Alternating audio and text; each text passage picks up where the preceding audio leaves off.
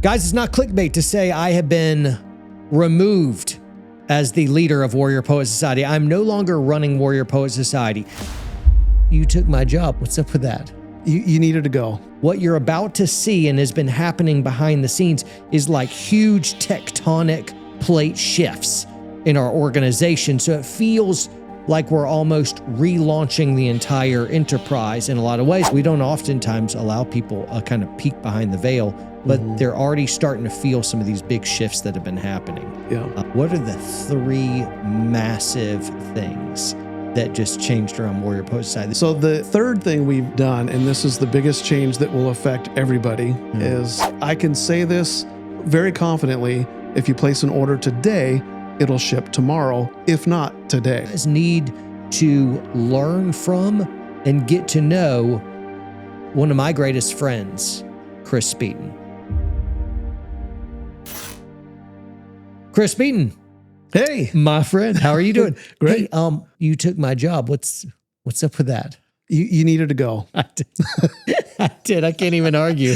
I can't even stay mad at you.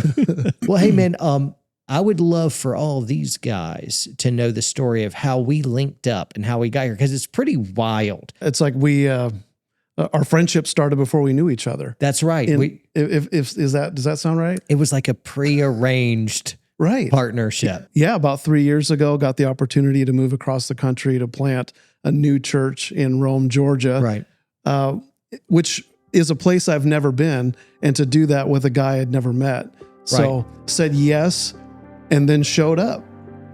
That's so crazy. Yep.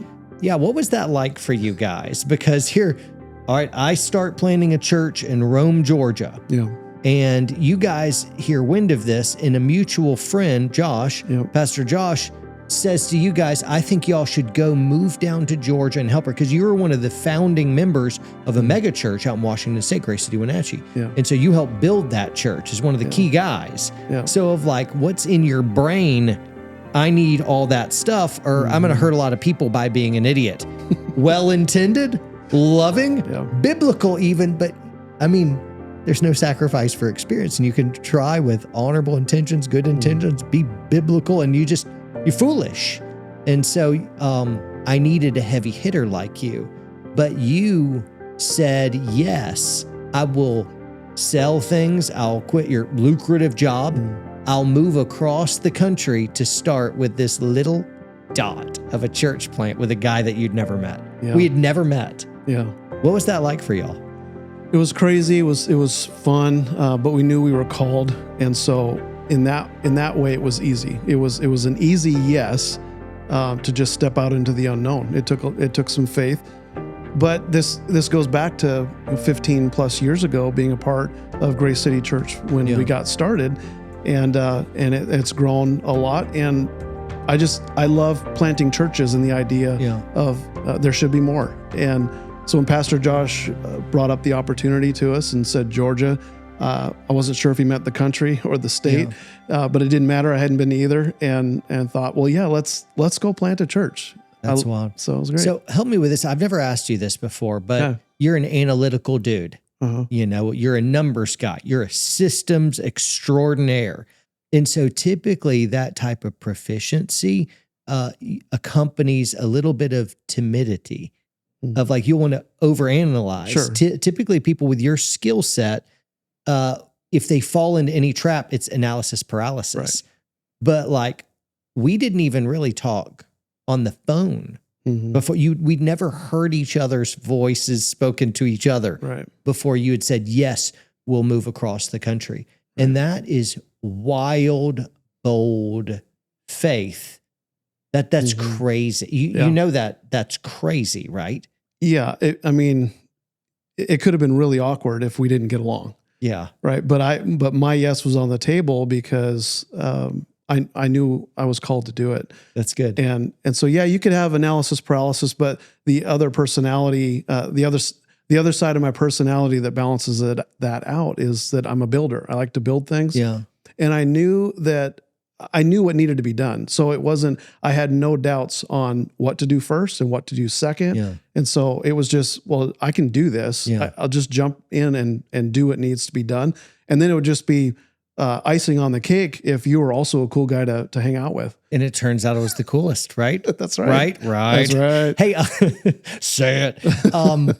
I was just thinking about like when I picked you up, I was laying out some special red carpet. You did. When you moved into your house, I laid out some carpet and I sent you some stuff digitally, you know, over text as well, where I was really kind of wooing y'all into our good graces. Do you remember what all three of those home warming gifts were?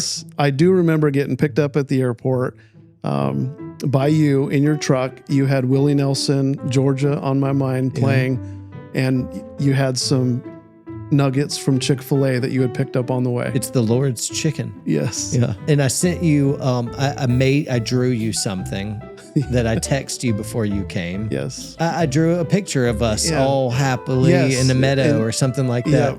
And then when you moved into your house, do you remember what I gave you? I'd left something on your mantle. You actually left me two things. One was on the mantle was a face swap picture of you and Becca. Oh, that's so good. Which it was so bad. Becca, it's so bad. Becca doesn't look good in a beard. I'll tell you that. And then the other thing you left me on the back of the toilet tank was a picture of you staring very judgmentally right back at me. The eye contact was weird. It was throwing me. So I moved that picture right away. That's great. What were you? So your skill set really balances out some weaknesses that I've got. What was your journey before you were planting churches and things like that? What were you doing? I'd say all the way back to about 18 years old, working in a warehouse at a wholesale distributor. Yeah. And so just forklift time and pulling orders and so just kind of learned organization that way, and then worked my way up through sales and regional sales management, all that kind of stuff. Yeah. So I'd say, and then up through construction, civil estimating, civil construction management, and did that for 2-3 decades, if I'm remembering right. Yeah. And so a lot of experience in sales management and being over teams and out in Alaska and Hawaii. So managing branches and different sales and teams. So, and then managing hundreds of people and building buildings, multi-million-dollar buildings and whatnot. Yeah. So you started just in the warehouse moving stuff around to do president stuff. Now you're president of Warrior Post Society. That's pretty great, right? Yeah. And that experience helped, when I went into ministry full-time over 15 years ago, being the executive pastor at Grace City Church, had the opportunity to buy land and build out multiple phases of that construction over about a 7-year period as well. So it was really great to see the natural skill set and the work experience go right into ministry. Yeah. And so that's where when I knew we were called to plant a church, I knew what to do. I'd love to hear you tell your telling of the story of how you went from full-time ministry with Grace City, our church here in Rome, to now you're running this company, Warrior Poet Society, and helping out with the church. So when we came out here to plant the church, we'd made a 2-year commitment to be in Georgia. So no matter how good or bad it is, we're committed for 2 years to get this church plant off the ground. Then we could go back if we wanted or go on and do something else. So as soon as we moved here, we loved it. And we knew we're staying in Georgia. We love Georgia. I was coming up on my 2 years at the church, and we were raising up other leaders in the church and other people with a pastoral gift. And we've grown to over a couple hundred people now. And it was just clear it was time to let others step in and take some leadership responsibility. And then, lo and behold, you had this opportunity that came along. I don't even know how we want to talk about that, but it was... Man, really just, I'm gone all the time. Yeah.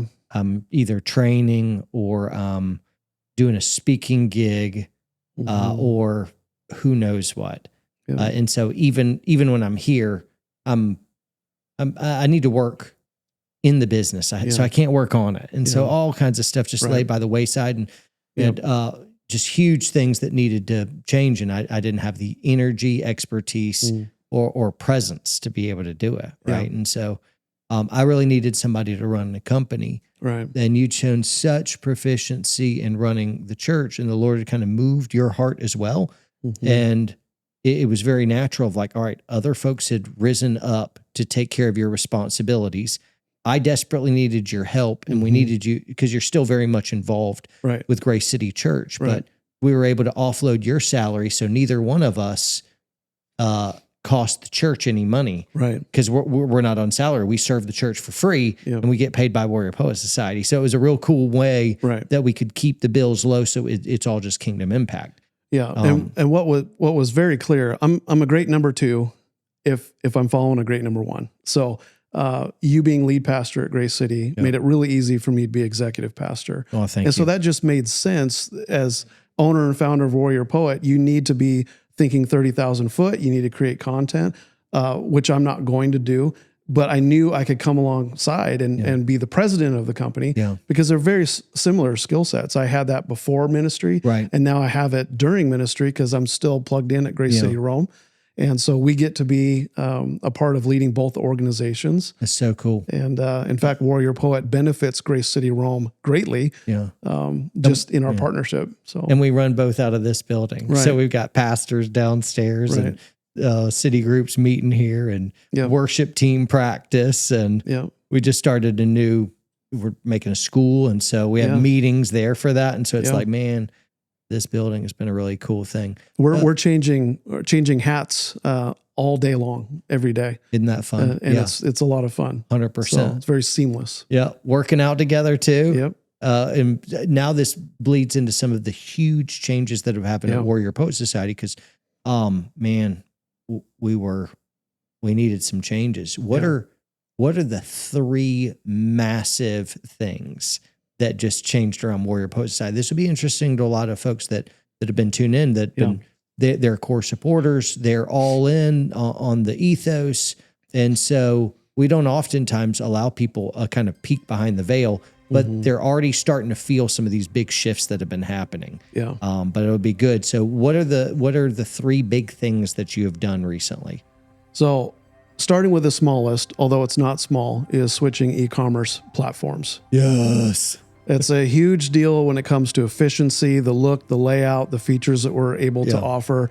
So that's more internal. You might not notice a huge difference on the outside, but it definitely does make things more efficient. Right. The second is moving our offices from Woodstock to Rome. Yep. And that really needed to happen. And we've got a great new space here, great studio. And that just got it closer to where all of us work and live. And so it's great to be in Rome. And so lots of efficiencies there, and to be able to give the church a place to rent for free. Right. Which we'll never pay a penny of rent or anything as long as Warrior Poet is here. I love it. 100%. 100%. Yeah. So it's a great business model. So the third thing we've done, and this is the biggest change that will affect everybody, is we have moved away from a third-party logistics warehouse shipping company in Texas that has lots of companies that they ship for in a massive warehouse. And we're just a number there. And we don't get the hands-on attention. Sometimes you place an order and it's 4 days before it even leaves the warehouse. As soon as I got here, I saw that and I said, we gotta stop doing that immediately. And so it's taken a little bit of time. We're almost done with the transition, but we went out, we found a warehouse to lease here in Rome, Georgia. This very close to our offices, which is great. We've hired our own warehouse manager, the shelving, everything. We've brought all of our products from that third-party logistics company into our own warehouse. So now the only thing in that warehouse is Warrior Poet Society gear. We have our own guys that care very deeply about our product, and they're only shipping our product. That's right. So I can say this very confidently: if you place an order today, it'll ship tomorrow, if not today. Yeah. So way faster shipping. Yes. Probably going to come down in costs for shipping. Yes. It's employing local folks and helping with our school's apprentice program. So like our kids are working in there unpacking boxes and stuff, which is really, really fun as well. But not a lot of stuff's been screwed up. Right. You know, we're not screwing stuff up because we know these SKUs, We know the whereas in product. this other stuff, because Yep. we have like, we're a poet. You've seen our customers, they're the best people. Yep. But then, man, you have a third-party logistics company, they're making mistakes, and then it's slow to get in and out of there. And Yep. anyway, people see it as a character reflection on the company of like, you guys can't ship such and such. And though there's an explanation of why, it's not an excuse. Right. And so we just needed to do the painful move, which has been very expensive. And it's been a nightmare to shift it all. Yeah. But we are, 80% set up?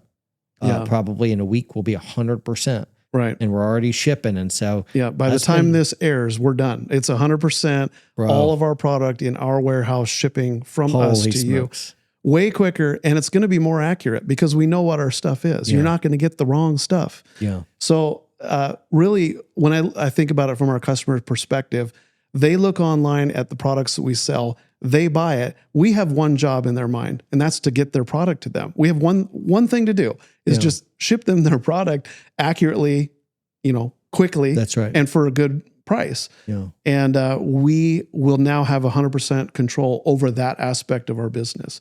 So I'm excited. Customers are going to have a way better experience getting our stuff. So a bit of a shift, but I think people will find this really interesting because I find this really interesting. How would you explain our differences in our relationship, our working relationship, and our friend relationship as well?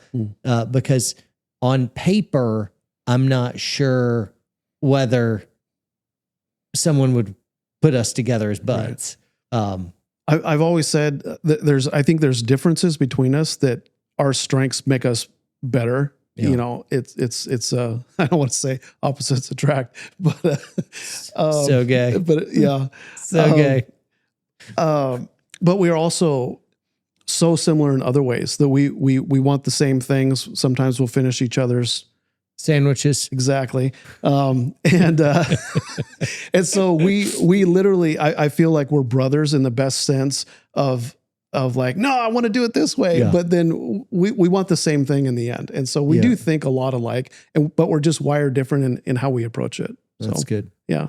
I mean, I count you as a dear, dear friend, and that's saying a lot. We're coming up on 3 years since we even met, and we've been together multiple times a week for those 3 years. I'm not sick of you yet.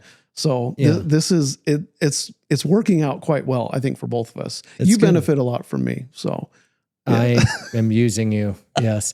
Really, before I'd met you, I found out that you loved the movie Nacho Libre. Yeah, and up there in your Washington state culture of like that ring of friends that I'm friends with as well, they didn't get it, but you did. And I'm like, there's hope for this guy.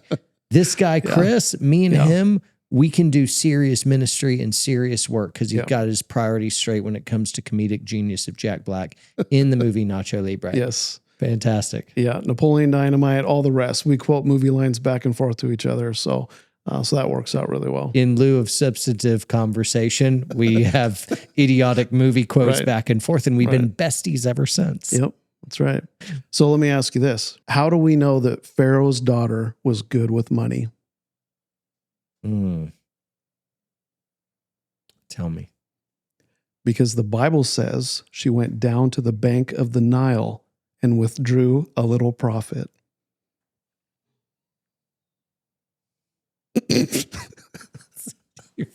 You loved your own one. You knew the punchline and you broke. Oh. You broke like a china vase. It's awesome. Yeah. I'm glad. That's fantastic. Yeah. That's fantastic. So I think I've told you all of my dad jokes. Every one that I've got like ready to serve. Have I asked you why you don't see elephants hiding in trees? Why? It's because they're so good at it.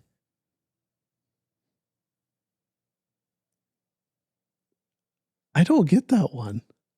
Why don't you see elephants hiding in trees? Because they're so good at it. Apparently. That means they're there. They're in the trees, but they're so good at hiding in the trees, you don't see them. Okay, I get that. But that's not that funny. It's technically funny. It's just I had to explain it to you. Yeah. Okay. I want out of this relationship. Chris, you're crushing it. You're doing an awesome job. And thank you for clearing your busy schedule to walk all the way down the hall to participate in this content. We'll let you go. Absolutely. Thanks, homie. Thanks.